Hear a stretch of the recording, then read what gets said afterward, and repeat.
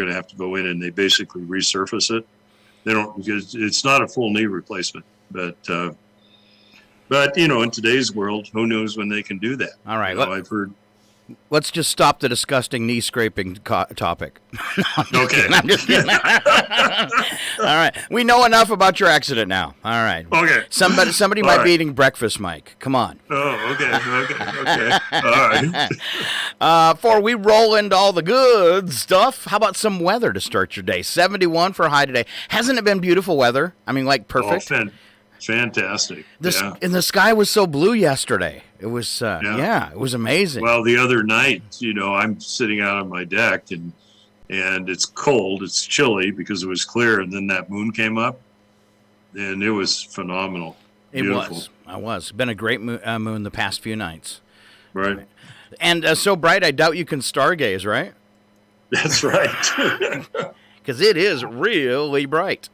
All right, back to that weather forecast. 43 for an overnight low under partly cloudy skies tonight.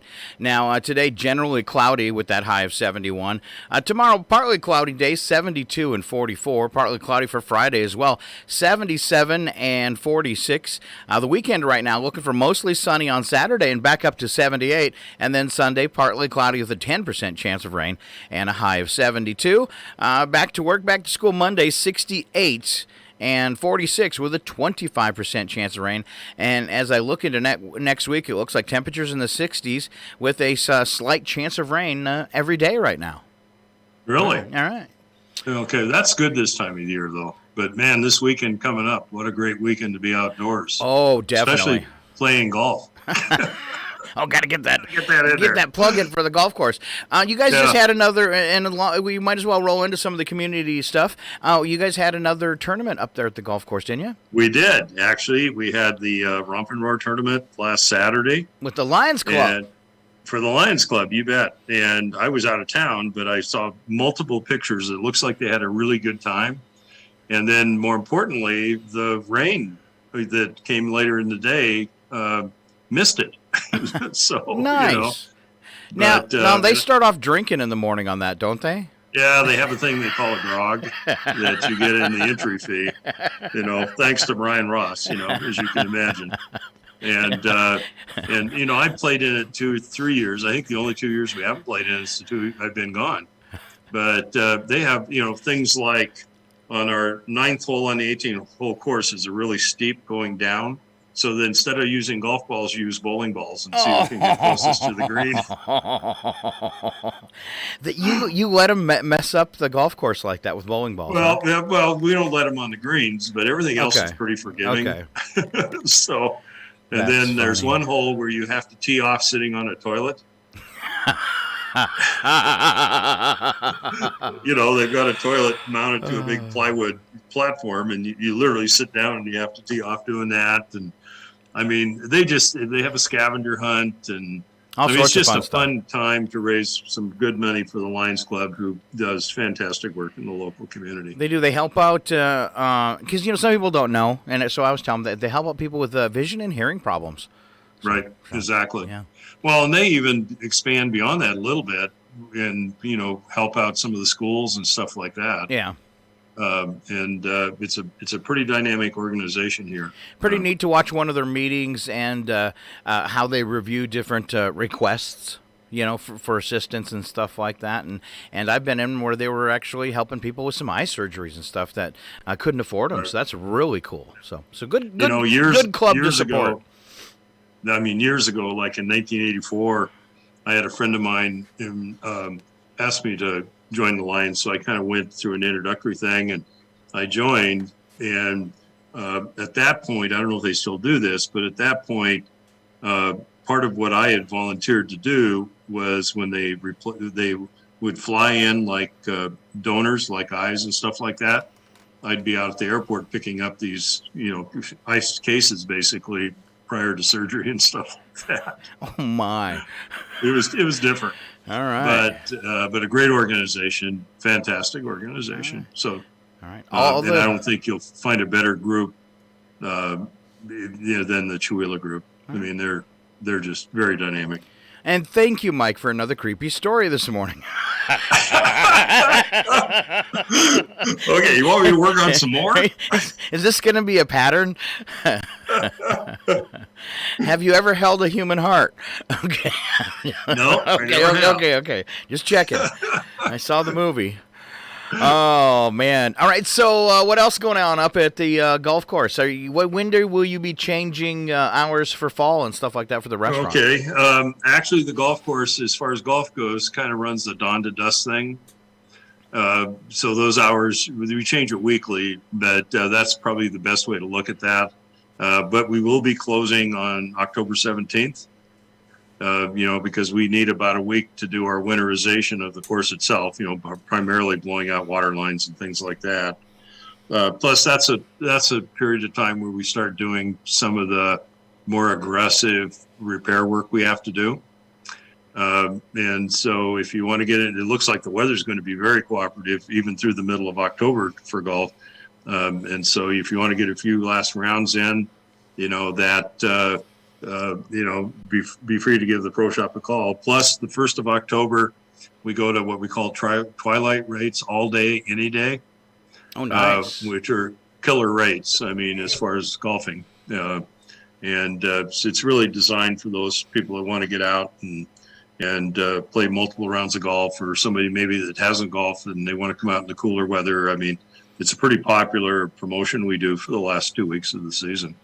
All right. The Rusty Putter, we're changing those hours as we go. It's I think it's currently from 8 in the morning till 7, and that'll primarily stay there now until the middle of October, and then at that point our plans are still go to 3 days, the Friday, Saturday, Sunday thing through the winter. Okay. I'm pretty positive we're going to do that. What we're debating right now is because of the issues you deal with staffing and COVID and everything else, is how big do we want the menu to be, and what are the hours, especially Sunday afternoons. It's really not conducive most Sundays to be even open, as far as people that come by, that type of thing. So, but all those decisions will be made in the next probably 10 days, so we can get it to you and a variety of other people as far as advertising. Now, are you still having problems with employees? I mean, problems in the way is finding them. Finding them, yeah. Well, we are, but we're not, because this is the time of year where we start laying people off. Okay.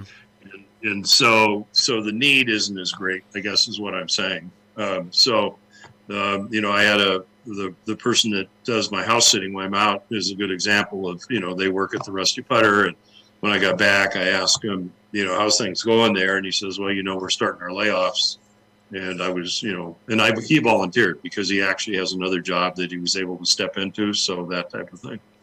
All right. And, as the weather gets colder, the patio has really restricted hours, or at some point it'll eventually close. And so part of our staffing issue is we really have 2 seating areas. And so it's hard to have one staff member take care of both at the same time. So you have to duplicate. But yeah, it's not an issue, but I can tell you, if you go to where people are open more, especially like I said, I was on the west side for a week or 10 days. You can definitely see where they're struggling with staffing issues. There's no issue with that. It is strange. Everywhere you go, there's help wanted signs and even higher wages. I've seen people like advertising their higher wages, like now hiring $18.80 an hour, and stuff like that, trying to get people in. Yeah, and I think what I get asked a lot about that, and I give it some thought. And there is a group of people that said with the heightened unemployment and stuff like that, people just didn't make sense to go to work if they can make more money sitting home, But that's changing. And that's changed as of September 1st, didn't it? Yeah. And so basically, I agree with that a little bit, but I think the bigger issue, and I'm pretty vocal about this, is the inability to either pay for or access daycare. Because a lot of the staffing issues were dual income families, single people, that type of thing with kids. And I actually brought that up several times where I've been asked, even with the county commissioners. We were talking about that once and here not too long ago. And I said, we got to figure this out. um, because it just doesn't make sense to what people get paid relative to daycare, relative to the time they have to have, and obviously the schools were some degree daycare, Yes. and a lot of that has been restricted. So that's the bigger problem. And if we can figure that out, I think it will make a world of difference. And I know here at the golf course, especially on the restaurant side, we've been working a little bit on flexible time type stuff. Where we try to staff people based upon their needs at home effectively. It sounds great, but it's a little harder to do than you think. Oh, I'm sure. So, because everybody's got different needs. You've got to have, yeah. I mean, because anytime you do that, you got to have two people actually that have the ability to work flex time, that type of thing. So, but I think that's a piece that we can work on. And I think the business community as a whole understands that too.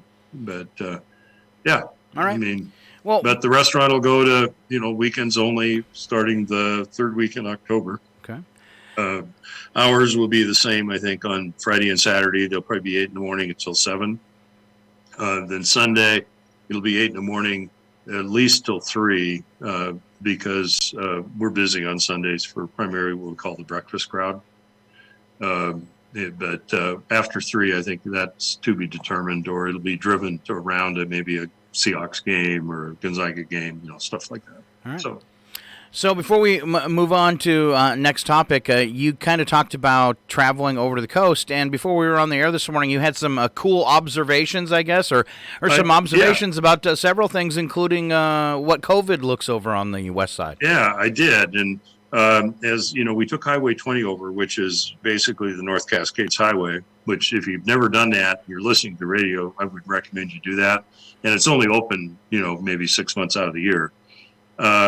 But in that, I thought there were, as far as the mask thing goes, there were 2 observations that jumped out at me. One is I stopped in Tenasket, right there where 20 and 97 come together. There's a big service station right there. Yep. And I put my mask on, hopped out, ran inside, and I don't know, they were busy. And I was the only person in there with a mask on.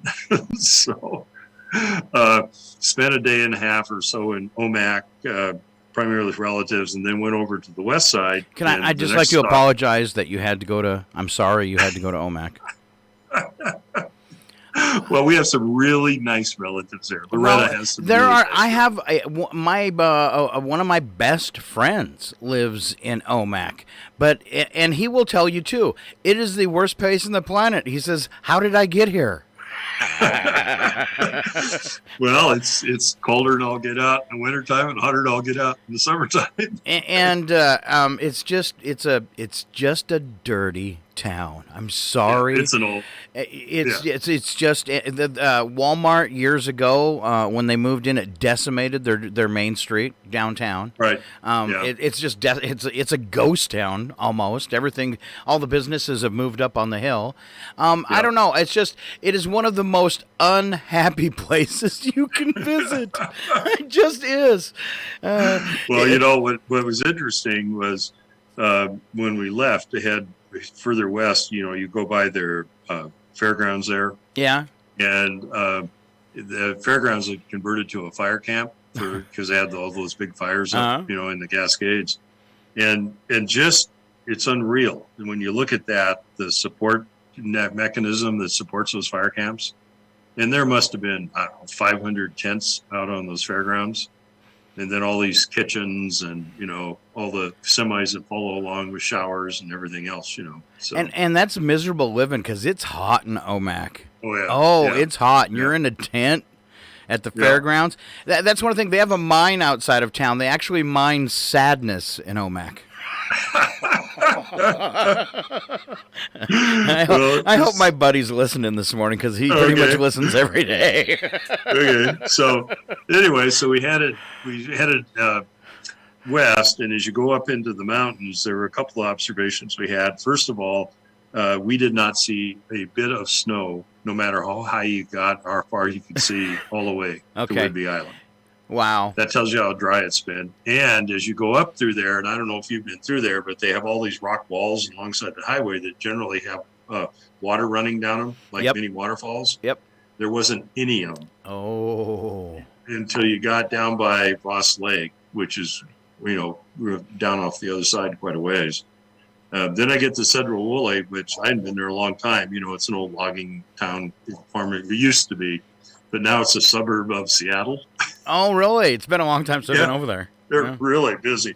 And so I pop into a service station there, and I pop out of my truck and run in to use the restroom, and I forgot my mask, and I ran into the place, and I was the only person without a mask. So what a change, huh? What a change, yeah. Did you notice the amount of Teslas on the road over on the coast? Oh, yeah. Because my buddy said every other car's electric on the coast. Yeah, pretty much. And then spent a couple of days in Whidbey Island with some friends, and visited the Langley Creative District there. It's one of the creative districts that started right after we did, and it's considered rural. So they're on a call I'm on monthly with what they call rural creative districts. And that was neat because I was able to make some observations I'm bringing back to here and how they're structured and that type of thing. And then we didn't go to Seattle, but basically every restaurant we ate in well-known restaurants in Mukilteo, Linwood, Kirkland, or Bellevue, we met friends for dinner every day.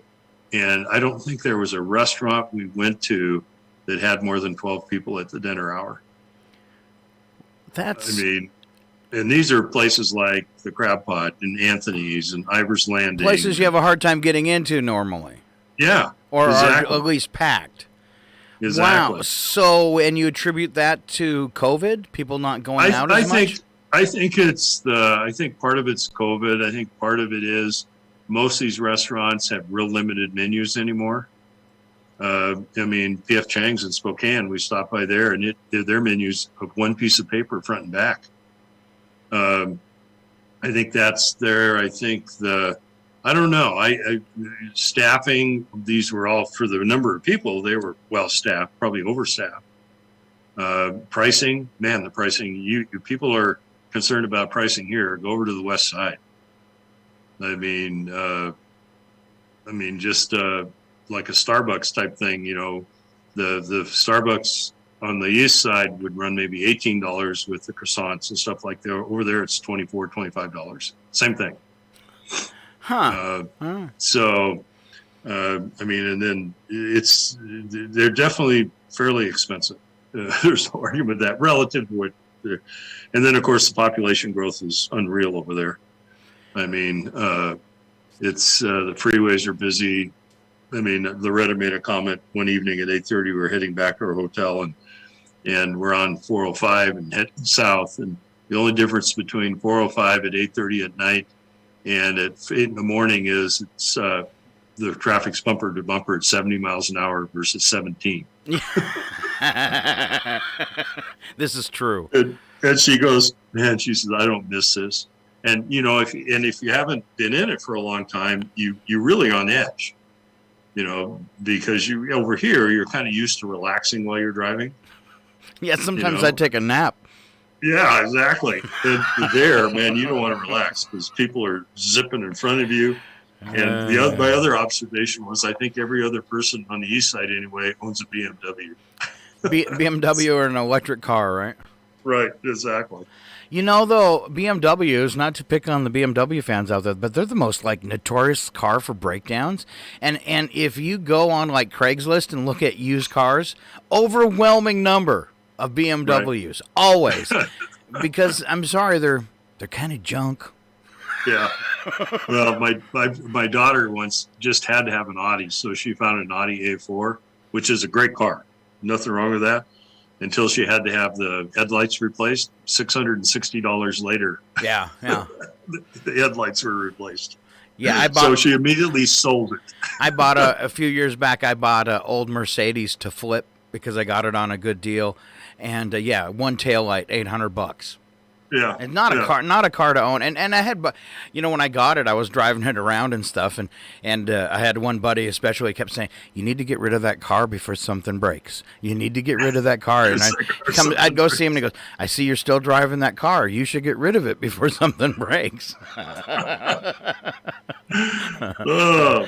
Okay, but that's the end of my mini vacation. All right, vacation time with Mike Vance, and I'm sorry. Next week we'll actually have the slides that go with it, right?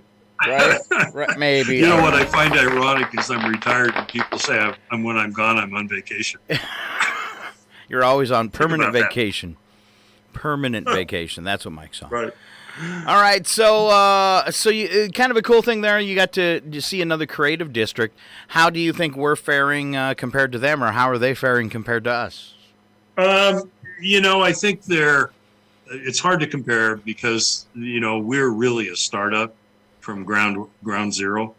I mean, and we've got we in fact they've even mentioned on this call, we got a tremendous amount done.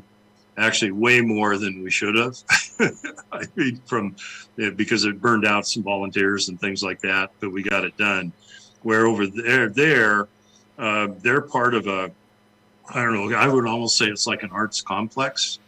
The creative district's in the middle of, there's a performing arts center, there's an old school of some kind where they do classes, that type of thing people can take. I mean, it's really centralized. Once you find it, it's hard to find because they don't have any signage. We're the only one in the state right now, by the way, that has signage. Whoop, whoop. Yeah. And they started out under kind of like what our Performing Arts Center is and Arts Guild. They started out under them. So they had some funding to get started. And then they moved over to the 501. Well, they're not there yet, but they're moving over to the 501c3 because of the status that gives them relative to the organization they were before. They did a mural project like we did, and that's what I wanted to see. And it's huge. They took an end of a gymnasium basically, and the whole end of the gymnasium is a mural. I mean, it's got to be, I don't know, 80 feet wide and 40 feet tall. And then they had some leftover money when they did that, so they went over and did like a kids arts project on one of the buildings, which was actually, in my opinion, cooler than the one that they hired the artist to do. But that's to each his own. But where we did multiple projects, ours is 100% volunteer driven. We did 80% of what we did was invested back into the community. They actually hired an artist out of Pennsylvania to do theirs. Oh. That type. So there's some differences there, but but it was great to be there because it gives you a different perception of something that's being attached to something that's already established versus something that is really it's grassroots.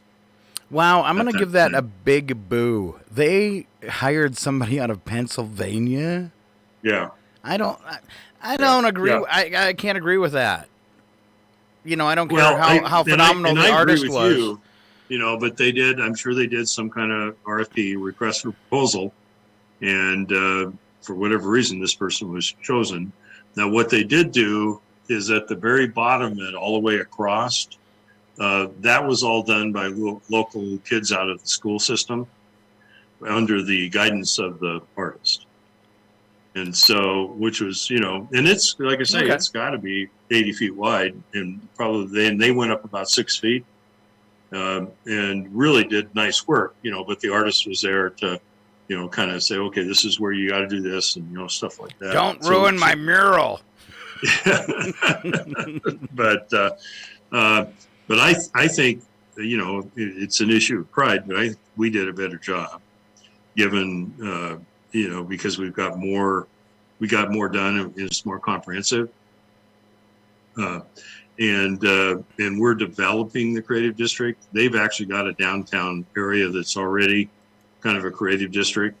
And it's very, very well developed and it's cool. I mean, we stopped there. I mean, they've got like a guy that's glass blower and, they got painting studios and they got a couple little boutique restaurants and I mean, all in their little tiny downtown area. Okay. And so I don't think it's fair to compare, I guess is what I'm saying. But I think overall we did a great job, a phenomenal job actually. And then I had an opportunity.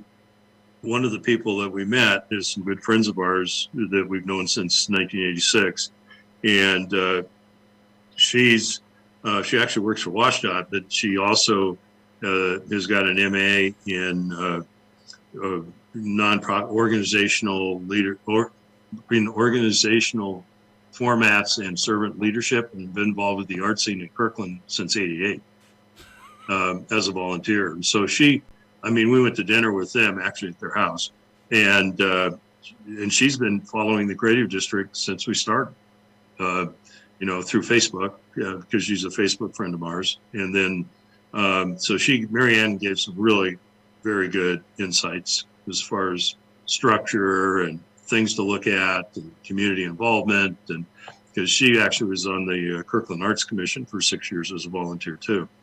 And of course, Kirkland's a pretty well off community overall. And so, there again, you've got funding on one side versus where we have to scramble for funding all the time. I mean, that type of thing. But I think there were two things. First of all, it was nice to know somebody's following us. So that means there's probably more out there doing that. And it was nice to have somebody you knew that has been involved in that for quite a while, because, as you know, my involvement's been 3 years. Yeah. So,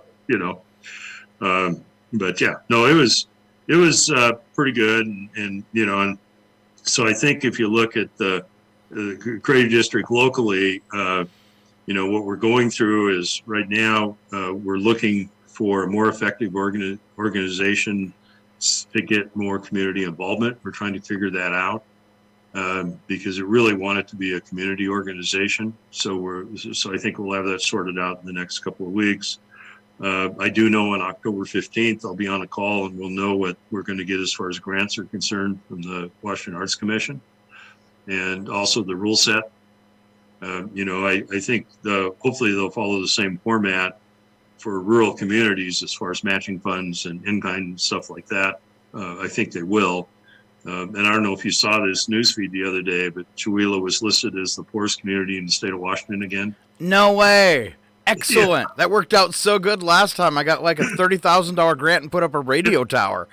Exactly. So heads up, So I think we're going to qualify on the bottom end of the spectrum as far as being able to qualify for a grant. Wow. Again, they named us. Have they been back to town to take a look?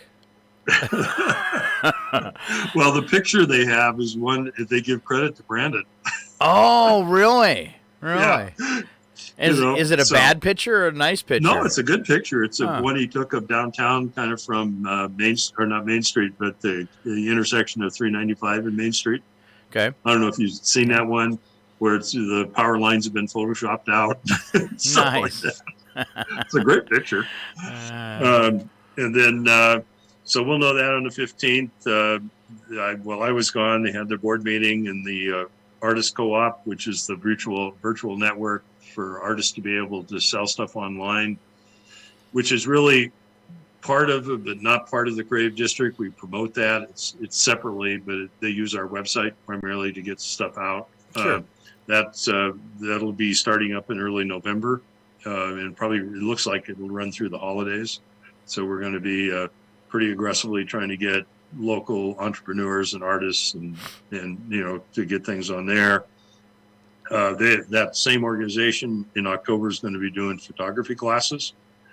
So that's ran actually kind of through the Arts Guild. So if you're interested, you might look at that.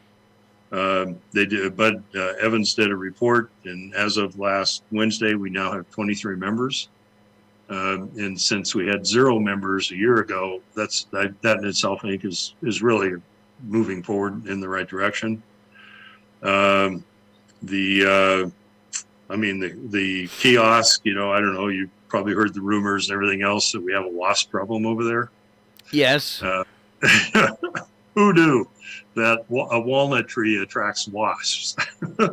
So that's on our agenda to try to figure out what to do. I don't It's think there's anything you can do.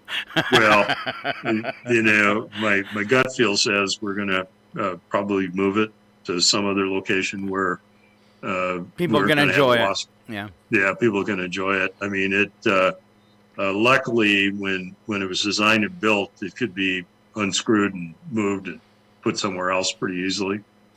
I mean, there's things that are a pain to do, but overall, the other option is cutting that tree down, and I don't think that'll fly. Well, it's kind of funny because there has been a picnic table under that tree for 40 years. Right. Nobody noticed the bees? Well, it's just there were, from what we were told, there's two things that came together this year. One is the excess heat. Actually, the tree itself, from what I understand, the wasps are attracted to the sap. Yes. Okay, and so there's extra sap this year, and yes. Yeah, there's extra sap and stuff like that. And so once the weather gets cold and they go into hibernation, it'll be fine. And then the other thing was, in the past, they had that same problem. It's just now with the kiosk as a central focus point, people recognize it, if that makes sense. Okay. But if you think about it, the best laid plans, and who would have thought? Exactly. Yeah. Exactly. And so I'm sure somebody's out there blaming the creative district for it, but the bees were already there. The bees were already there. We just didn't know it. All right, so we're coming up on the top of the hour. So are you done with the creative district? We'll move into chamber stuff if you are. Yeah, no, I can move on to the chamber stuff. All right. Just real quick, basically, our quarterly stay and play package is in play, where we're trying to get people to enter a contest to basically stay and play. They win a package to come to Chihuahua, and they've got a place to stay, and then there's various things are going, and so that'll be done at the end of this month, and we'll announce the winner there. The auction has been canceled as a live auction, but it's coming up as a virtual auction. And actually, Sandy sent me yesterday a listing of some of the things on the virtual auction. There's anywhere from lift tickets to a vacation package to gift cards to Silver Mountain, dessert of the month, $1,000 worth of dental work. I mean, I was really, when I saw the list for the virtual auction and the initial time out, there's 30 items that are going to come up for auction. And there's one on here that I'm not going to mention it, but it's one that I want. And that's why you don't want to mention it? You don't want to publicize it? Oh, I'll publicize it. It's a piece of metal art because, I'm a big metal art guy. That's phenomenal. All right. I mean, I've seen this guy's work. It's a local artist by the name of Sean Lloyd, and he does beautiful work. I've seen it in a variety of different fairs and stuff like that. But, I just literally got this yesterday, and so Sandy's in the process of getting it out there and getting it published because the virtual auction will start, I believe, on October 2nd. And this is the first of, I think, a couple of different ones they're going to do out there. I mean, we got the the logging truck of logs, stuff like that, that Richmond and Vera and Hanson, they donate every year, which we appreciate. But there's some for being in a COVID environment, there's some pretty cool stuff here. And you'll be able to access all through the Chamber's website? It'll be through the Chamber's website. They use a auction type website, and so that they'll be able to access that two ways. One is through a QR code, which will be on the flyers and the distributed. I think it's going to be distributed in the Independent next week. And then the other one will be the actual web address. Will be out there for those people that aren't QR code friendly. Yeah, that's what I was just going to say. What do you think the percentage of QR code using people in the Chihuahua area actually is? Well, it's low, but it's growing. It's growing. They're getting it. I wonder if we could call random people at home right now and say, can you tell us what a QR code is? Yeah, how many people would be able to do it? No. Yeah. But I can tell you that, we added them to the Rusty Putter, and it's surprising the number of people come in, and instead of getting a paper menu, basically, they'll just take the QR code and bring it up on their phone. And I imagine big cities, that caught on a lot quicker. It did. But what's funny is, doing web design, I was using QR codes 15 years ago. Maybe even longer, and they weren't catching on. But they finally did. You see them everywhere now. So yeah, and I think, and it's obviously a more tech astute crowd that's going to be using that. But I'm 70 years old, and I'm getting familiar with it. I mean, that type of thing. So you know what it is. So I know what it is. I mean, that type of thing. So you said you're getting familiar with it. Have you ever shot one with your phone? Have I? Yeah. Okay. Well, then you're using them. Yeah, I've even developed them. Wow. I mean, it's a no-brainer to do them. All right. All right. Once you figure it out. Look at you. And how old are you now? You just turned 70, right? And you're all. Oh, no, I'll be 71 in December. Okay. Well, so yeah. Okay, you still just turned 70. Right. Yeah. Because time flies when you're that old. Okay, and then moving on. We're beating up Mike. Let's move on with the chamber. Oh no! Let's hang out and beat up Mike some more. Okay. No, I'm kidding. All right, chamber. We're updating our business flyers. The flyers we post on Facebook. Okay. And Brandon Hansen is doing those, and Sandy and I did them before, and you can sure tell the difference between somebody that knows what they're doing and have a program to do it with versus homegrown. I mean, they're beautiful. If you haven't been on the chamber website. Or not website, the Facebook page, then you get on there. And those I do know, like Debbie Akers takes the restaurant flyer and prints them off and hands them out to people that come into, the business down there. The Nord Lake, they'll have them for people, that type of thing. And so. Are these kind of like the welcome sheets that go in the bags too? Or is that something? Okay. Yeah. Except, we have I think 7 flyers that we built last year. That one of them is restaurants, another one is places to stay, another one is healthcare providers, another one is service providers, another one's nonprofits. And Brandon's rebuilding all those for us. And like I say, and hats off to Brandon. I mean, you did a beautiful job on them, way beyond my skill set. Right. So that's why he hasn't been posting any news stories. Oh, okay. So I'm stealing his time. Is that what you're saying? He hasn't been on the air in 2 weeks. I need to call him and say, "What's up?" Okay. And then on the chamber, on the marketing side, we're hopefully by next week, we've got a representative from the Arts Guild, the Creative District, and the chamber doing a feasibility study on Light Up the Park and Boo Fest to try to figure out how we can get those done. Because the COVID thing is a huge wrench in everything. And then, of course, and then Saturday and Halloween's on a Saturday this year, which ironically makes it tougher for businesses.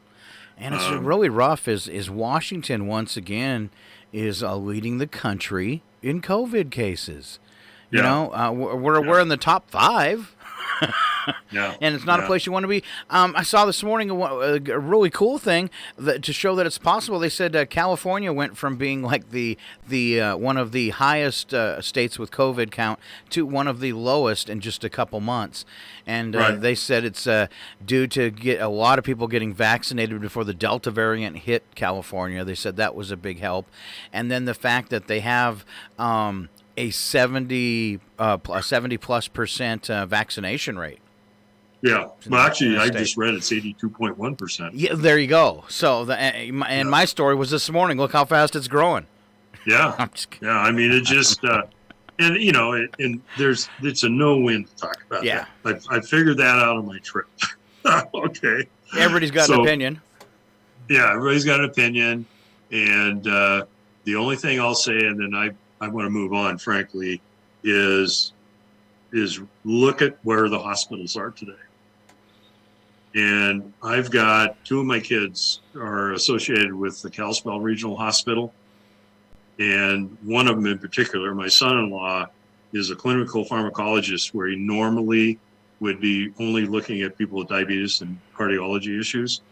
They've got him doing COVID work inside the hospital because it's not the short staff thing, they're so overwhelmed. Wow. And he's being burned out. I talked to my daughter yesterday and she said, this isn't what he signed up for.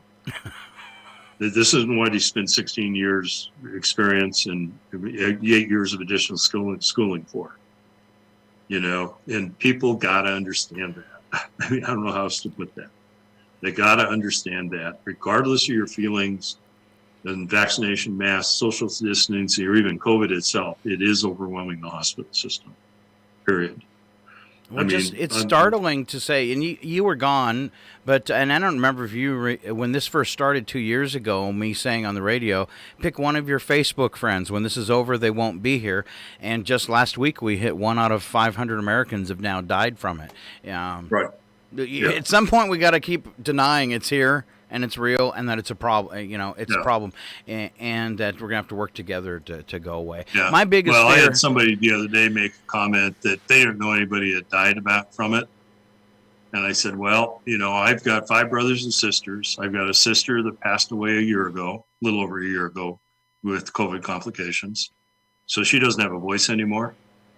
I've got a brother that highly immunely compromised that made it through it, but is definitely not the same person he was before it. I've got another brother that got it, that he's self-employed, he has his own business, and he's cut his hours in half because of the fatigue issues that come along with long-term stuff. Now, I do have a brother and a sister that has never contracted it. And I have no idea whether they got vaccinated, masked, social distancing, whatever. That's not relevant. What's relevant is the story. And, and so I was visiting with somebody the other day here in Chihuahua, and she said their neighbor across the street went on some kind of retreat with their kids, and they came back, and within a week, all 6 of them had COVID. Mm-hmm. And so think of the economic impact. The stories are running rampant now because we've been at this for coming up on, it's not too long. Right. It'll be, we can say 2 years. And I haven't had in my circle of friends a lot of people that worrying about, my friends got COVID, whether they're going to make it or not. But now I do. Right. And really in the past month and a half, it's like skyrocketed. The amount of people I know that have had it are going through it right now. One friend, unvaccinated, what did he say to me? He calls me Chuck, and he says, right. Chuck, I wish I would have got the shot. Oh, yeah. Yeah, that's the common theme that my daughter and my son-in-law say.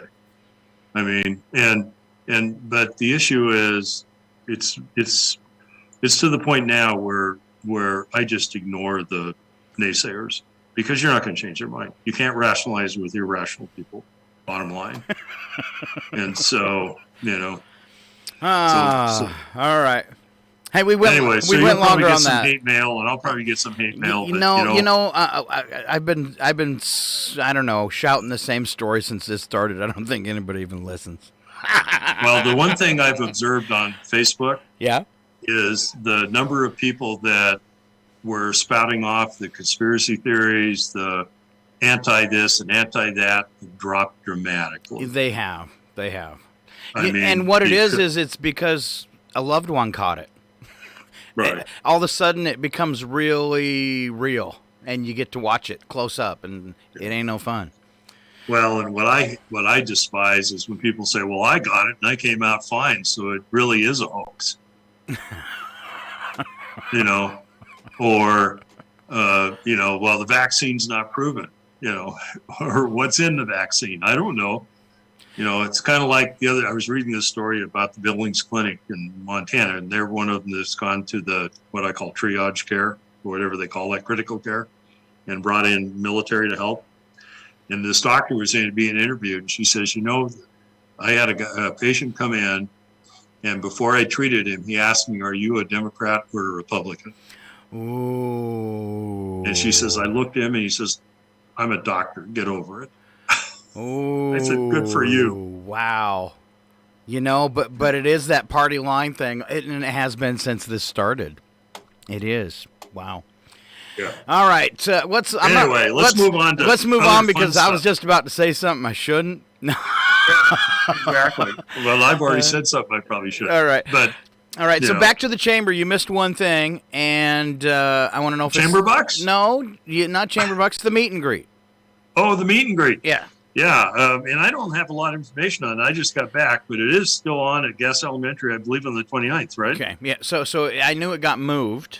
So Right. all right. Yeah, it's at the elementary school. I believe it's on the 29th. And we definitely will have more information next week. But I do know before I left, I do know they were moving it. They want questions in advance so that they can make it a little bit more efficient, because I think somebody told me, maybe Sandy told me, they have like 14 people or candidates showing up. Okay. It's a big busy even night. if they're not running against somebody, they're going to be there. Okay. So, which is healthy if you think about it. It is. But what they'd like is they'd like some questions ahead of time. Because it's awful hard with that many people to run a town hall meeting and get anything out of it within a 2-hour period of time. And I can talk from experience on that. So please get your questions to Sandy. You can send them to her at info@chewila.org. That's the email address. And because she's compiling those, and I know Barry is going to moderate it, and I believe Debbie Akers, but don't quote me on that. So. Okay. All right. Info@chewila.org. Email the questions for any of the candidates for the school board, for city council, and for our regionals too. Right. Okay. Exactly. All right. Let's go do a quick break, and we'll come back and some of the fun stuff for today. We'll do local birthdays. We've got some news headlines we can talk about, and always wrap things up with a little odd news. See if we can get Mike to chuckle. Yes? Okay. All right, fill up your coffee. We will be right back. It's KCHW 102.7.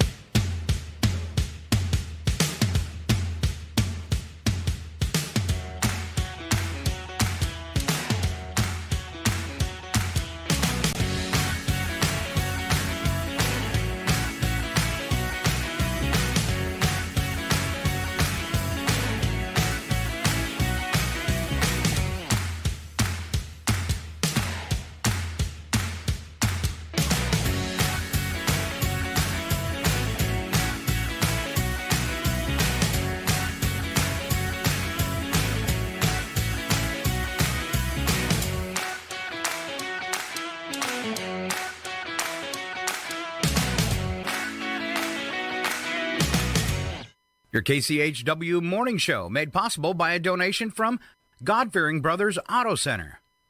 God-Fearing Brothers specializes in auto services, including repair, maintenance, and detailing.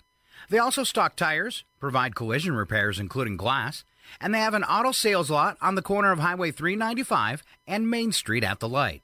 For more information, you can visit the Auto Service Center at 806 East Main in Chewila. Find them online at godfearingbrothers.com or by phone at 509-935-6414.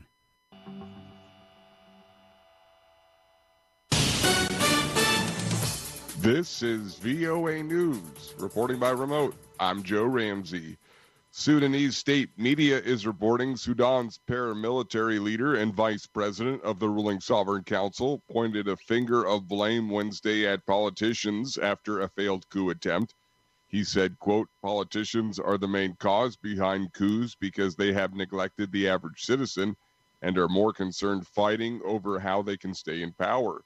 Sudan's fragile transitional government said it foiled an attempted coup Tuesday involving military officers and civilians linked to the ousted regime of longtime autocrat Omar al-Bashir. The country's information minister blamed supporters of the defunct regime. The military said most of those involved had been apprehended, including 11 army officers. One of Australia's biggest earthquakes on record struck the state of Victoria on Wednesday. A government agency says it registered a magnitude of 6.0 and that its epicenter was near a rural town northeast of Melbourne. The earthquake caused damage to buildings in the country's second largest city, with rubble blocking one of its main streets. Tremors could also be felt throughout neighboring states and cities as far as Sydney. More than half of Australia's population of 25 million live in the affected areas, though no deaths have been reported so far. Prime Minister Scott Morrison, who is currently in Washington, D.C. to meet with U.S. President Joe Biden, spoke to reporters in a news conference saying, quote, at this stage, we have had no reports of serious injuries or worse, and that is very good news. The country's Bureau of Meteorology said it had not issued a tsunami threat following the earthquake, which measured higher than the country's deadliest tremor in 1989 that killed 13 people. Find more at voanews.com. This is VOA News. French President Emmanuel Macron's office said he expects, quote, concrete measures from the United States to restore trust when he holds a call with U.S. President Joe Biden on Wednesday. Last week, France recalled its ambassadors from the United States and Australia after the United States and Britain signed a nuclear submarine deal with Australia, causing the Aussies to scrap a previous $40 billion French-designed submarine deal. Macron's office added the French president expected Biden to recognize during their call that consultations with allies should have been held before the decision was made over the submarines, and the United States had to recognize the need for European sovereignty. France's decision to remove its ambassador from Washington was the first time Paris had acted in such a way. On Tuesday, Germany joined France in berating the United States for negotiating the security pact in secret with Australia and Britain, while the EU's top official said such behavior was unacceptable. Almost 3 million European Union workers can't afford to heat their homes amid a rise in energy prices, according to a labor organization study released Wednesday. The European Trade Union Confederation, which represents 45 million members, said that 15% of the EU's working poor don't have enough money to turn on heating.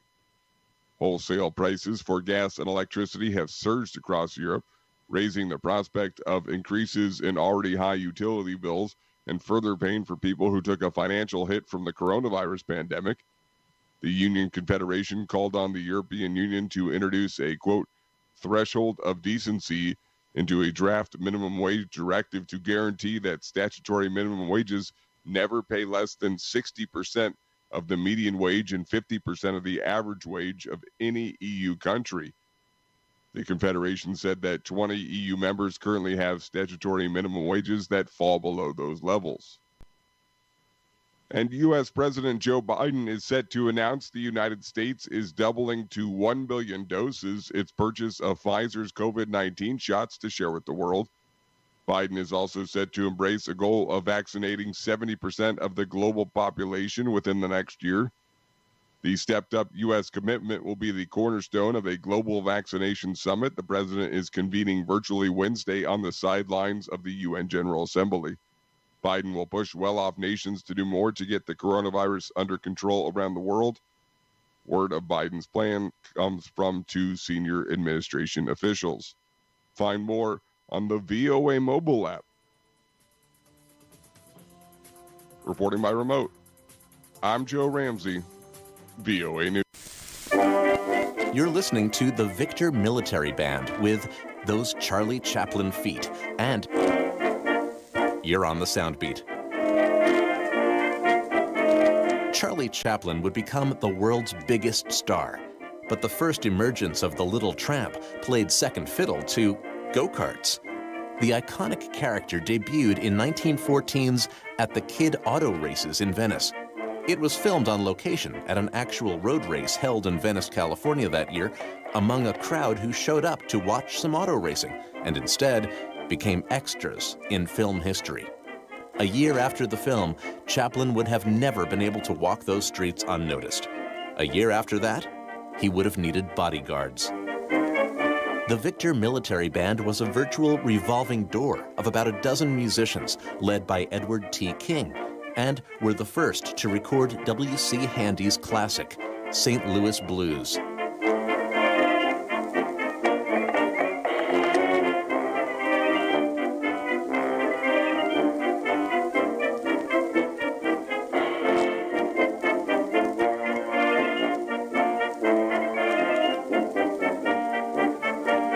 You can see the whole film right now at soundbeat.org. Soundbeat is produced at the Belfer Audio Archive, Syracuse University Libraries. I'm Brett Barry. KCHW is online at kchw.org. Listen to the live stream, find out about station events, memberships, local weather, and volunteering. You're listening to KCHW 102.7. This portion of programming brought to you by New Health. At New Health, they're committed to promoting health and wellness within our communities by providing integrated, open-access health care for all. They offer medical, dental, pharmacy, and behavioral health services to meet your health care needs. Their medical care teams offer in-person visits, curbside care, telemedicine visits, plus COVID-19 testing and vaccines. Dental services are provided for prevention, restorative, and emergency services. Curbside pharmacy pickup and mailing options are available to meet your medication needs as well. To schedule an appointment, contact their New Health Chewelah Clinic at 509-935-8424. That's 509-935-8424, or visit their website at newhp.org for a New Health location near you. Safely providing the care you need is their top priority. Most insurance plans are accepted, including Medicare and Medicaid, and new patients are welcome.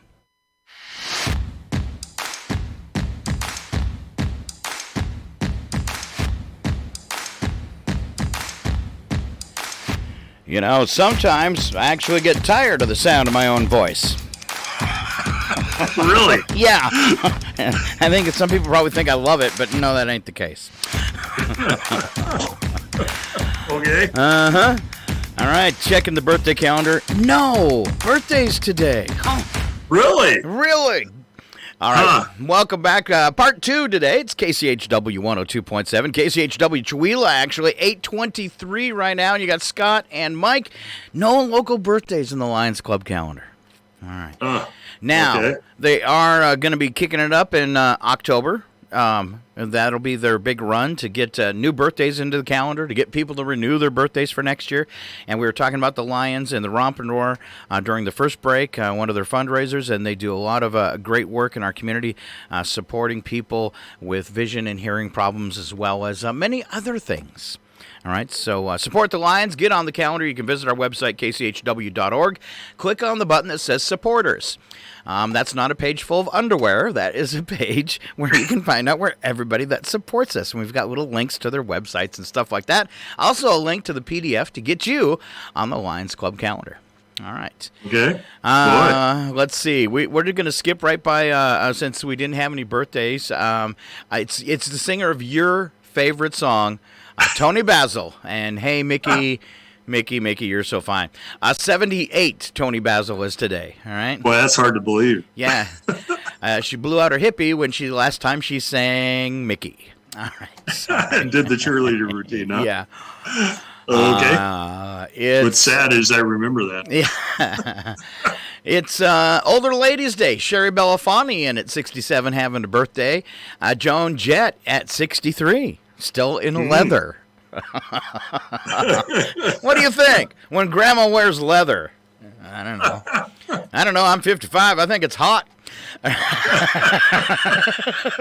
Okay. I'm kidding. Opera singer Andre Bocelli is 63. Scott Baio, poor Scott Baio, 61. Catherine Oxenberg from Dynasty, if you remember her, 60. Bonnie Hunt, 60. Let's see. I don't know any of the other people. I don't know any of the three that are left.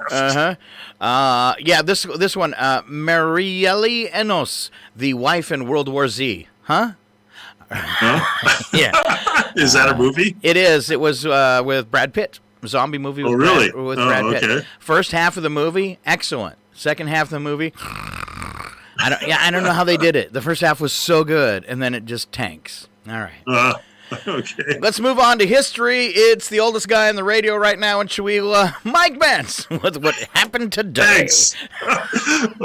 Born on... No. Okay, well, 1692, that's a pretty famous date, right? Yes, it is. Didn't Columbus discover America in 1492, right? Yeah, you're a couple hundred years late. A couple of years later, okay. Anyway, I don't know. It was the last hanging for witchcraft occurred in the United States. And that is a good thing. It is a good thing. Okay. Wow. All right. Okay, well, let's move up to the year after I was born. Okay. 1951. Ooh. Okay, this is hard for me to believe, actually. The first live sporting event seen coast to coast in the United States was a college football game between Duke and the University of Pittsburgh. It was televised on NBC. Wow. I mean, my family didn't even have a TV until early 60s. But there were games already being broadcast. Yeah. That's cool. I mean, yeah. Okay. In 1994, the sitcom Friends debuted on NBC. I don't really think that needs to be in the history books, but okay. Okay. All right. Okay. Well, in 2003, David Himpleman Adams became the first person to cross the Atlantic Ocean in an open-air wicker basket hot air balloon. Okay. Okay. All right. I always thought that was what was the guy that owns Virgin Atlantic or Galactic and all that? It's not the Jeff Bezos. It's Branson. not Branson. It's the Branson guy. Yeah. I always thought he did, but he must not have been the first. Okay. Oh, with the hot air balloon? Yeah. Yeah. That's I don't know what would prompt you to even want to try that. Yeah, well, most of these records, I have no idea what prompts you to try that. A hot air balloon ride, fine, but trying to use it as a mode of transportation, nah. The strain was terrific. And impossible though it seemed, he got an idea. Exactly. All right, keep going. Okay, all right. Well, in 2004, the Federal Communications Commission fined CBS a record $550,000 for indecency related to the Super Bowl, in which you can say it. It's okay. Janet Jackson's breast was exposed. That's right. Also, and that's another conspiracy theory. It is right? also known as Nipplegate. Exactly. Okay. True story. I'm sorry. I'm just delivering the facts here at KCHW. Okay. All right. Well, in 2008, the U.S. Mint unveiled the first changes to the penny in 50 years. Huh.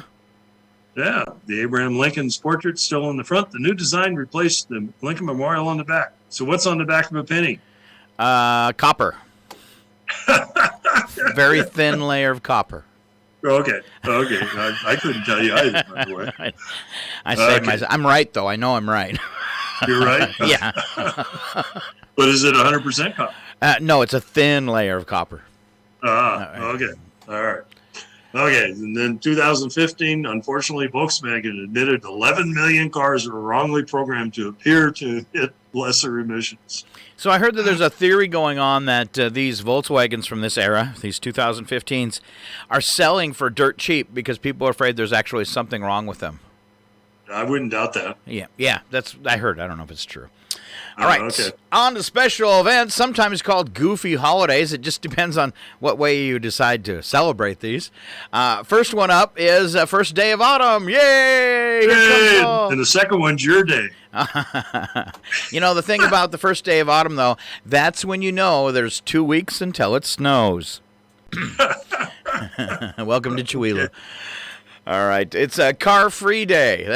Are you saying that because my car broke down last night? That's right. That's right. I'm car-free for a day. Great. Chihuahua's a hard place to be car-free in. You know that? No, it's easy. You can walk everywhere. Well, that's true, I guess. Yeah. Okay. Yeah, and I rarely leave town, so. Oh, okay. Yeah, it's not a problem. Right. Yeah, you're the guy that walks around at midnight. Yes, and takes pictures of our abandoned town. Yeah, I saw that. Okay. Yeah. The amount of people that made up that liked that post, because I took a picture of downtown at night with nothing there. There's one car that never moves, but there's nothing. I mean, there's no people, but everything's lit up like there's something going on. Didn't it have kind of like a greenish tint to it? It did, and I made some comment that you can run around naked downtown and nobody even knows, and I can't believe how many people liked it. The amount of people that liked my post was almost creepy. Okay, so we're going to get you new tiles. Yes. So Scott Ellen, Chihuahua's community security guard. Yeah. And people run when they see me. All right, so okay. It is a car-free day. That means, get away from that car, take a walk. Right. Elephant Appreciation Day. Yes, elephants have been abused for years and years, and we've finally woken up and started to help them. Okay. All right. And this day fits you really well. Oh, I knew he was going to butt in and say something like that. Yes, it does fit me really well. Mike Bentz, what day is it? It's Hobbit Day. Oh. If you'd see my feet, you'll know I'm 25% Hobbit. I don't want to see your feet. Oh, come on. If I go in for a pedicure, they scream and run. All right, something that goes with stinky feet, ice cream day. I guess it's actually ice cream cone day, and it doesn't go with stinky feet. Do you like waffle cones or sugar cones? No, I want it in a cup. Because you're one of the drippers, huh? That's right. You don't eat it fast enough. No, I'm gonna make a mess. You put that in a cup. Oh, okay. All right. It's also, and I'm a big fan of this. I know some people are like, "Oh," but white chocolate. I think it's the bomb. See, I always thought it was deformed. So it had its DNA genetically altered. I had a friend who was a fancy chef, like at the Hagedon's Resort, and he would do things like make steak with tequila, and you'd have to eat it with white chocolate, where you'd have and he'd make you do it in a special order where you had to have a bite of the steak and then a bite of the white chocolate and then a sip of the wine, so you'd have the full bouquet of everything, I guess. Actually, I was really surprised how well white chocolate and steak went together. Okay. Yeah. Okay. Doesn't sound like it. Trust your opinion on that. Yeah, it doesn't sound like it. All right, and this is a brand new holiday. Remote Employee Appreciation Day. So let's give ourselves a hand. All right. Well, at least you're remote. Hey, yay, Mike Vance for broadcasting from my home, and my sister yesterday. Oh, and the boys are the three amigos are gonna Zoom tomorrow. So. Oh, okay. All right. Businesswoman's Day. Oh, right. Okay. Also going on today, and then the number of the day, Micah. You got that for us? I do. This is important, do you folks. Like Pringles? I love the Pringles.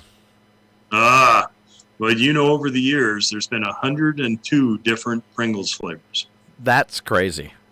I know it. There's only like 20 on the shelf. Yeah. Loretta actually bought me a can of Pringles for our trip because they're less messy, as you're going down the road. Okay. That's the first Pringles I've probably had in, I don't know, ever for a long time. And, they were pretty good. And they are good for snacking while you're going down the road because they don't crumble. Yeah. And everybody knows you don't want to crumble your Pringle. Well, most everybody. Oh, okay. All right, let's hit for bits and breaks. I've got one I'm going to throw out here, and then I want you to pick up, Mike. If you could call yourself 5 years ago, what would you tell yourself? First thing I got, though, I thought these were kind of fun, and we just talked about one of them a moment ago. Best things about the 90s. This is a list of adults online asked to share the best thing about the 90s. They came up with the top 25. Were you a fan of the 90s, Mike? I can't remember. Okay. All right. Well, no, the answer is yes. I was. Right. I was a big fan of the 90s. The Clinton years were very, very good to me.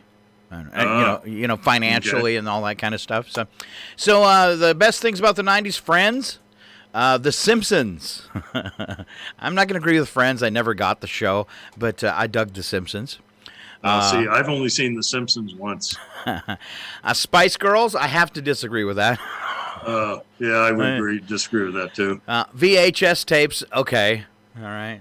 Well, at that time, that's what you had. Yep, and Titanic. And, and I've got a huge packing box full of VHS tapes. Good luck with that. And most of them are the Disney shows. And they're collectibles. So what do you do with them? But are they really collectible? They're VHS tapes. Well, but they're collectibles because they're Disney shows. Okay.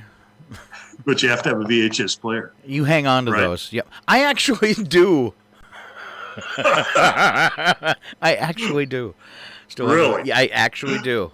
So maybe I can gift them to you and you can do like Disney Hour or something. No, sir. No, sir. Okay. No, sir. No. It's not a guy thing. All right. It's not a single guy thing. Yeah. Okay. You know what my friends would do? Think, what are you doing tonight? And I'd be like, I'm sitting around watching Mike's old Disney videos. Yeah. Yeah. Now I know why I can't get a date. All right. Stop trying to help me, Mike. All right. Yeah, some more things from the 90s. Video rental shops. I missed the video rental shop. I do. Yeah, I remember that. The Blockbusters and Independence. We love to go to the Independence. Yeah. CD Walkmans. Harry Potter fever. Best thing I ever seen was a CD Walkman. I think I've told the story once before, but maybe somebody new will hear it. Is when we grounded the kids, we would take away plug-ins, things that plugged in. And the one kid came down from stairs, and he's got his CD Walkman. And he's all thrilled with himself, because he got it from, like me, because they weren't around anymore, but it gave him an old one. And he was really excited because he had found it and it had batteries. And he comes downstairs and he says, I still have this and can listen to music. And before he could say another word, my wife reached out, snatched the headphones right out of the unit, and looked at him and said, "These plug in." No plugins. So there he sat with a Walkman, with a CD and no way to listen. How fun is that? All right. Other people chose Harry Potter, Fresh Prince of Bel-Air, playing snakes on your phone, Buffy the Vampire Slayer, Saved by the Bell. Those people are sick. That's it. All right. And AOL. Do they still exist? I think they do, but because I do see some email addresses that pop up occasionally that still use AOL. Yeah, they went through. I can't remember what it was, but they're barely alive. I think they're just like a email provider still for the people that used to be part of the company. Yeah, and I think they were bought out like by AT&T or something too, weren't they? Yep. So. All right. And before I cut Mike loose on his, here you go. This is Scott's signs that the woman you're with is a keeper. Okay? You with me on this, Mike? I'm with you. All right. She's a keeper if she says, "Bar food again? Sweet." If she says, "I love hearing stories about your old girlfriends. Tell me more." I like using the new lawnmower so much more than the old one. What a wonderful Valentine's Day gift, honey. This is a sign your woman's a keeper. Let's just leave the toilet seat up at all times. Then you don't have to mess with it anymore. I'm going to marry this one. It's only the third quarter. You should order a couple more pitchers. Also signed, your marriage could be in trouble. And the last one, if we're not going to get frisky, then you have to let me watch Sports Center. Okay. All right. I'm going to change that to things you will never hear a woman say. All right. If you could call yourself 5 years ago, what could we tell ourselves? Mike? You could call myself, what would I tell myself? Yes, from Bits and Breaks. If you could call yourself 5 years ago, what would you tell yourself? No? What? All right. I was trying to, there's so many things. Learn to say no when people ask you to volunteer. Oh, or at least once in a while, right? Yeah. All right. All right. What else you got on that list? Are you lost? 5 years ago. It happens on Zoom sometimes. Spend more time golfing. Spend more time golfing. Okay. Spend more time, travel. I mean, especially visiting family and friends you haven't seen in a long time. You need to do it before COVID, right? Right. So, yeah, before COVID. I mean, that'd been before COVID, right? Yeah. And so, continue to endorse technology. Okay. Growing old is hell. Get over it. You don't want to warn yourself about that though, because that'll just make you depressed. Okay. That's things you just need to wake up and go, "Oh man, my knee's gone." All right. So if you could call yourself 5 years ago, this was off the internet. Some of the responses on Reddit. Chris says, Chris is going to leave you in a couple years. Maybe don't say yes when he asks you to marry him. Okay. Also, he's a liar, so you should probably just kick him out now. You'll get through this and be a better person for it.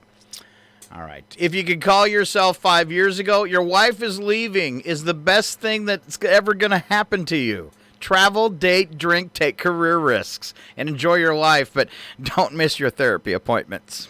I don't know what I'd tell myself. I've been doing the exact same thing for 5 years. I'd tell myself, find some variety. 5 years ago, isn't that far back? Yeah. Can we go further back? Yeah. Yeah, probably should go further back. Yeah. One thing you'd like to hear, though, if you could call yourself from 5 years ago, is the next 5 Super Bowl winners are.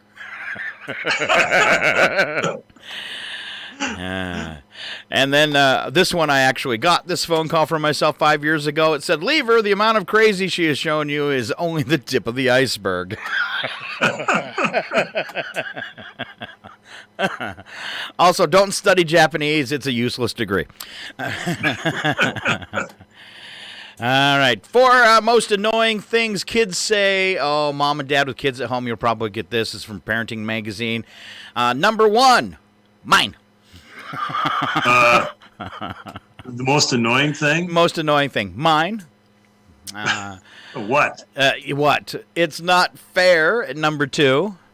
Number 3, I like this in the grocery store. I always feel sorry for the parents that have the kid throwing the temper tantrum because they didn't get the toy they wanted or the food they wanted or something at Walmart. But I want it now. And I still do that. Right. I hate you. So you whine to the manager then? Yeah. But I want it now and you're out of stock again. I hate you. Oh, that's horrible. But that is on the list. I would say then they miss the standard. The standard most annoying thing kids say, are we there yet? Right? No? All right. Looks like I lost Mike.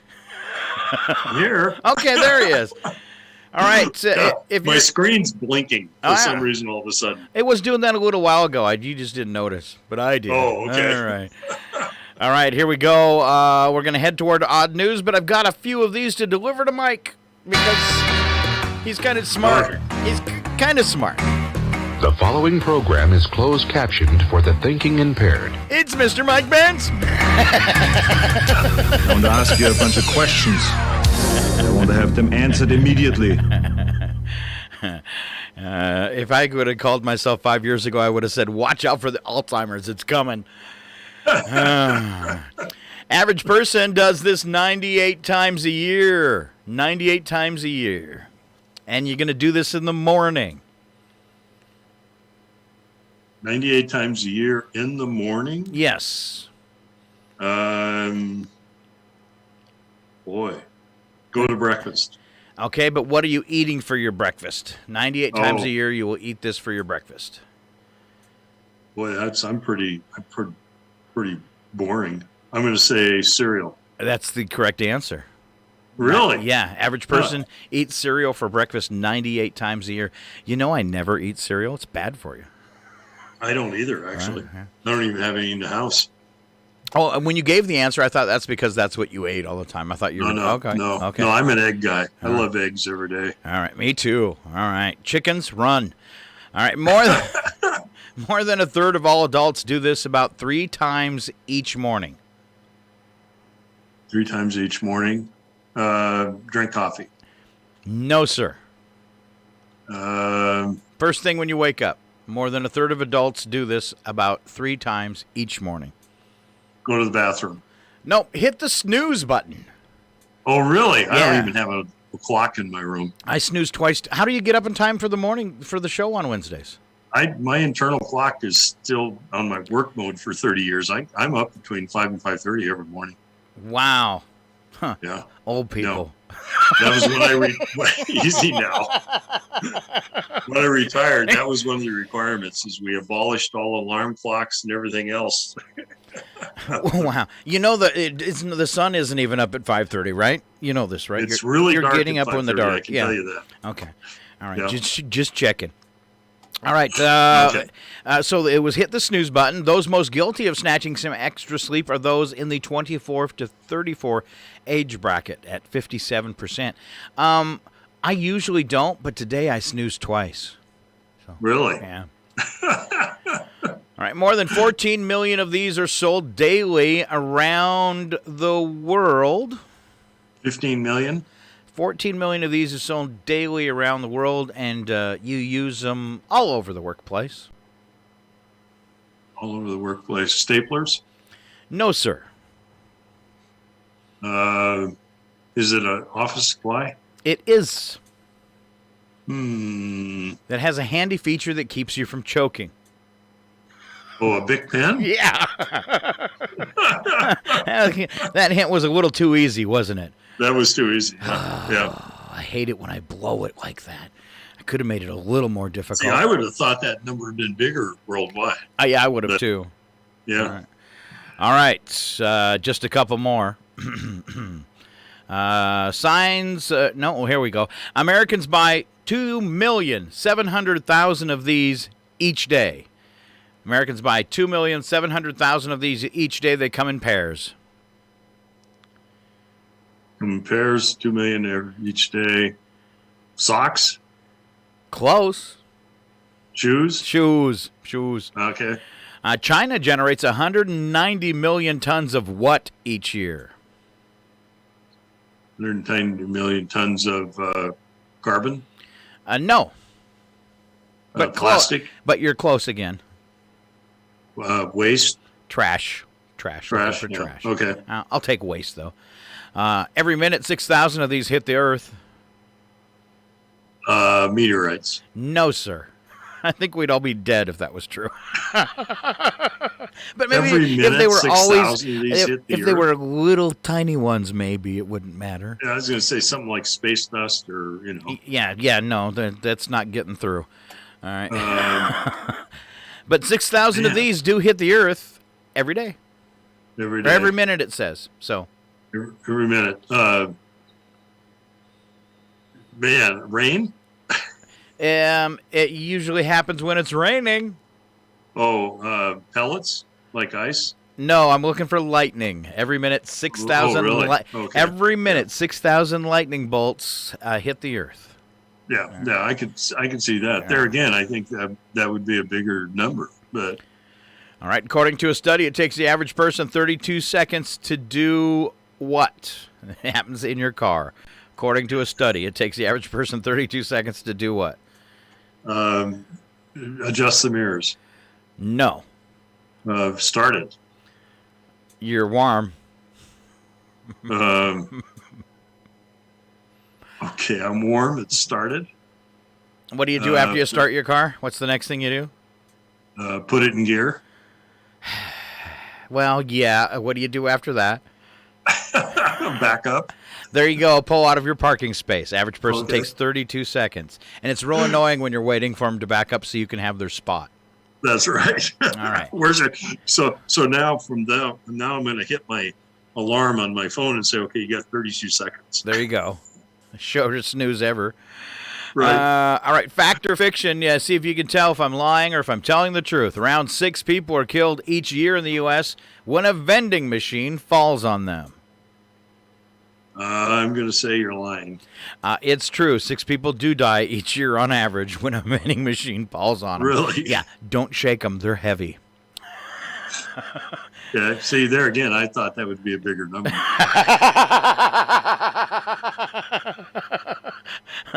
That's just wrong, Mike.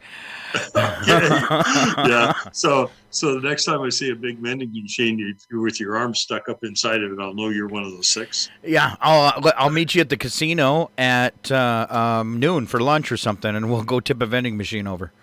Huh? Okay. And we'll flip a coin, though, to see if it lands on me or you. Right. Okay.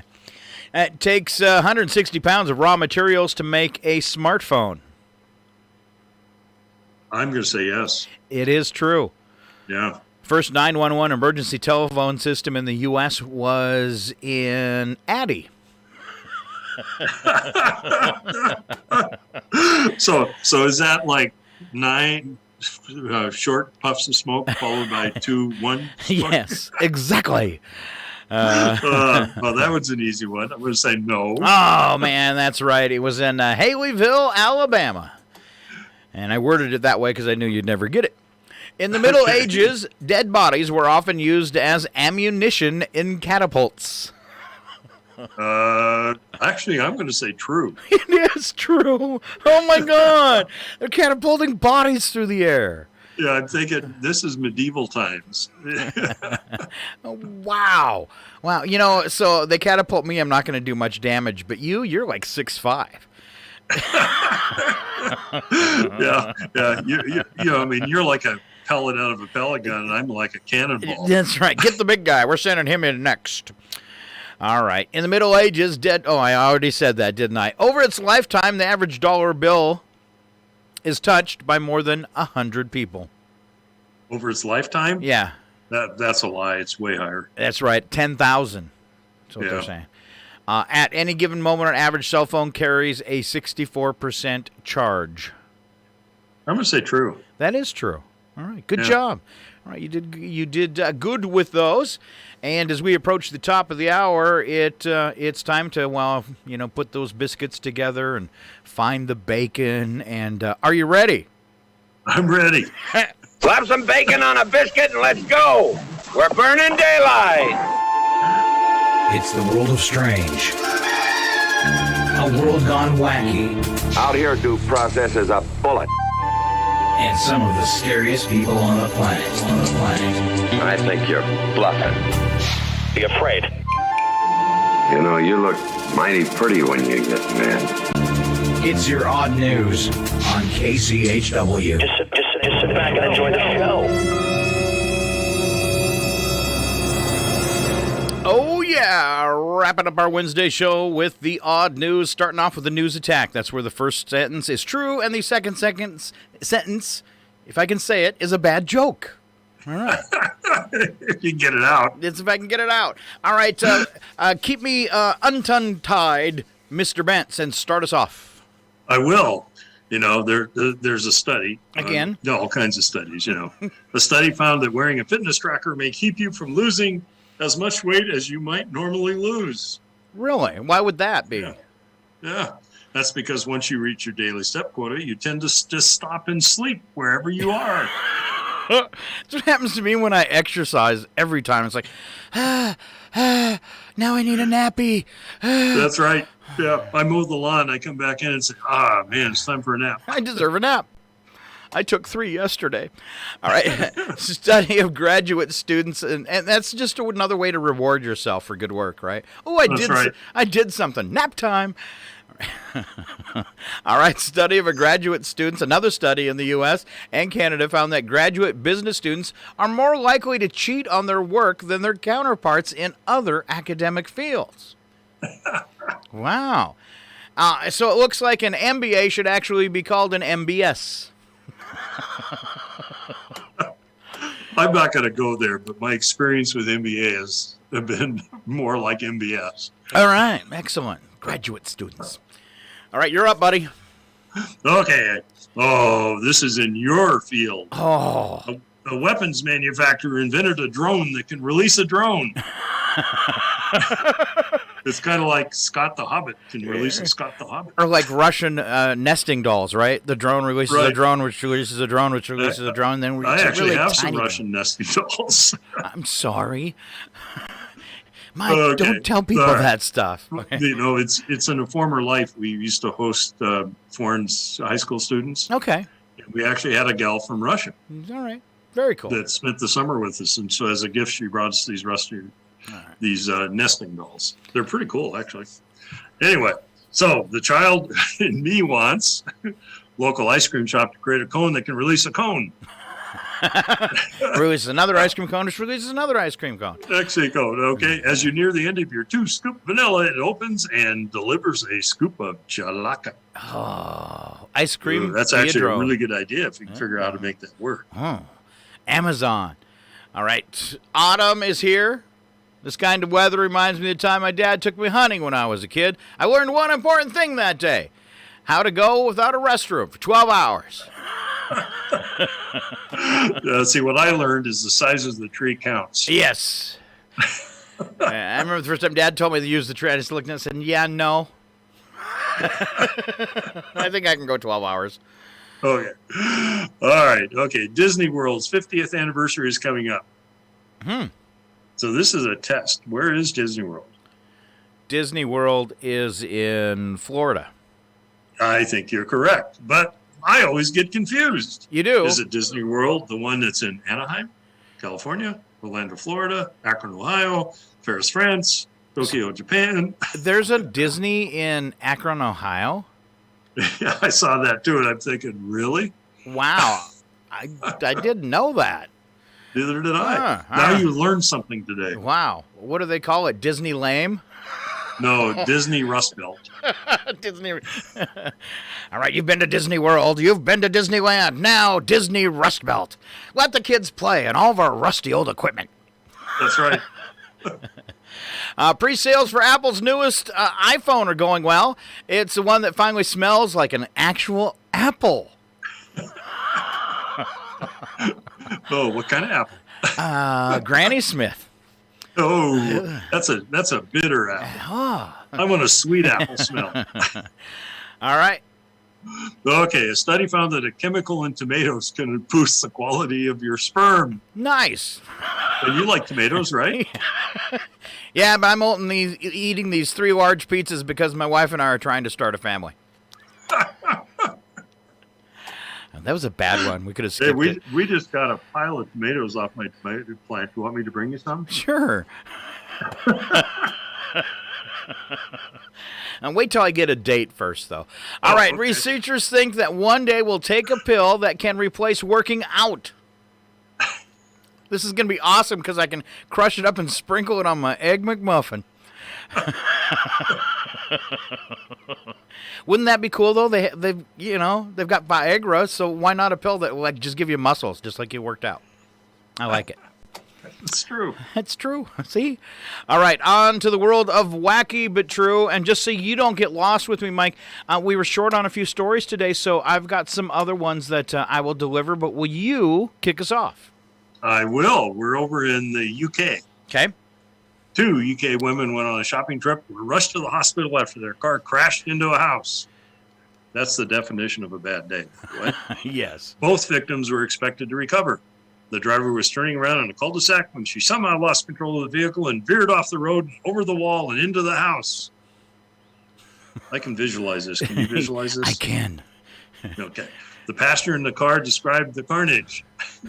I wasn't looking at what I was doing. I was looking to the side. All of a sudden, I felt the car accelerate, and I saw the curtains in the bathroom of this house. All right. So, how cul-de-sacs, pretty slow speeds. How do you actually launch from a cul-de-sac into a house's bathroom? All right. You go into the cul-de-sac to do drifting. Okay. All right. First comment when they got out of the car in the bathroom. Hey, have you seen these toilets? They're ginormous. Ginormous toilet. All right. I think I've got one, too. I like this one. After stealing a purse and then answering the phone inside, a British thief gave police directions on where to find him. That's right. Cops called the phone number and posed as the victim. They asked the thief to return the handbag, but he could keep all the money he found inside. Gullible Mugger agreed and led police right to his location. He was arrested and is pending bail. That's awesome. Okay. Well, I mean, it reminds me of a story. Yeah, it didn't work out so well for him. All right, Mike. Okay, all right. Okay, well, we're back in Ukraine. The 77-year-old Ukrainian man who came first in eating contest died just after his victory. The man ate 10 dumplings in a half a minute to win first place and 1 liter jar of sour cream in the contest. Well, I think it's the sour cream that probably did him in then, huh? Yeah, right. Shortly after, he became unwell and died. All I could think of was the dumplings started swelling. Oh, that's a bad thing to, speed eat. Always bad when you're at the eating competition and there's a guy walking around. Bring out today. I don't want to go to that restaurant again. All right. I got lost, sorry. Here you go. It doesn't get any better than this. Employees of the St. Bernard Parish in Louisiana rescued a cow trapped in a tree. You'd think this was like a joke, but it's not. It was during the floods that swept through the region last week. Standing in nearly waist-deep water, the crew used a chainsaw to cut the branches around the cow to free the cow in the tree. Those kind of things don't happen every day. That's right. All right. Well, you've seen the little videos where the cow's getting caught up in the tornado. Yes. Yeah. Kind of the same thing, right? Yeah, and he landed in the tree, and that's when that's when I chastised him. They're all gonna laugh at you. All right, I'm trying really hard. Help me out, Mike. Let's go to Yellowstone. Okay. Well, the next one is the definition of stupidity. Okay, I'm ready. All right. The Yellowstone National Park tourists got video showing a couple bathing two dogs in the thermal water, potentially endangering themselves and their pets. Carissa Kroll. Boy, how would you like to have that name? I'm Carissa Kroll. Who wrote Tuesday on the Yellowstone-themed Facebook page, I am sad to say this happened today at Firehole Lake Drive. They were washing their dogs in the thermal water. Oh, man. Video shows the women carrying a dog to the stream where the man is soaking his feet with another dog in the water as the steam wafts in the breeze. All right. Kroll later said it was the stream runoff from Firehole Lake, and it did have steam coming off of it, but it was not boiling. That's an important distinction. Yeah, because how many people have died this year in Yellowstone? Yeah. Okay. Yellowstone officials saw the video and are unsure at this point whether they'll try to identify and find the couple. Can I play that same sound effect again? The strain was terrific. And impossible though it seemed, he got an idea. Okay, I got this one too. Now a word from the husband. Ooh, I done a bad thing. I wonder if he put his feet in the stream if it killed all the fish. Well, who knows? All right, that is our show for today. Thanks so much for being here. Thank you, Mr. Mike Bentz, for zooming in. Well, thank you. Glad to do it. All right, any closing words? Chamber bucks, auction. Keep them in mind. And yes, you're listening to the best radio station in the universe. Okay. KCHW 102.7. From Chowila, Washington. Once again, voted the poorest city in Washington State. Right. All right. I love it. Hey, if you are a nonprofit, that is good news. That is really good news. It is really good news.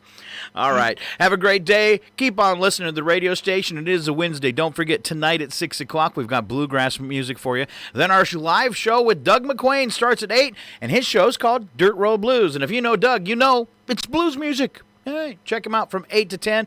Then it's Paranormal Talk Radio on your radio. Say goodbye, Mike. Goodbye. This concludes the broadcast from World Control.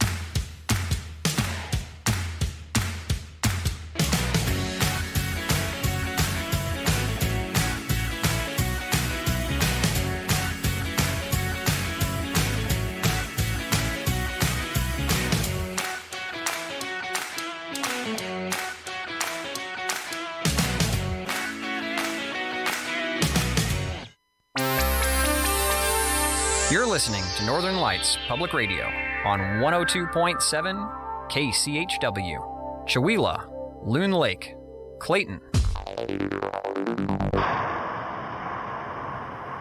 It's 9:06. Your KCHW morning show made possible by a donation from God-Fearing Brothers Auto Center. God-Fearing Brothers specializes in auto services, including repair, maintenance, and detailing. They also stock tires, provide collision repairs including glass,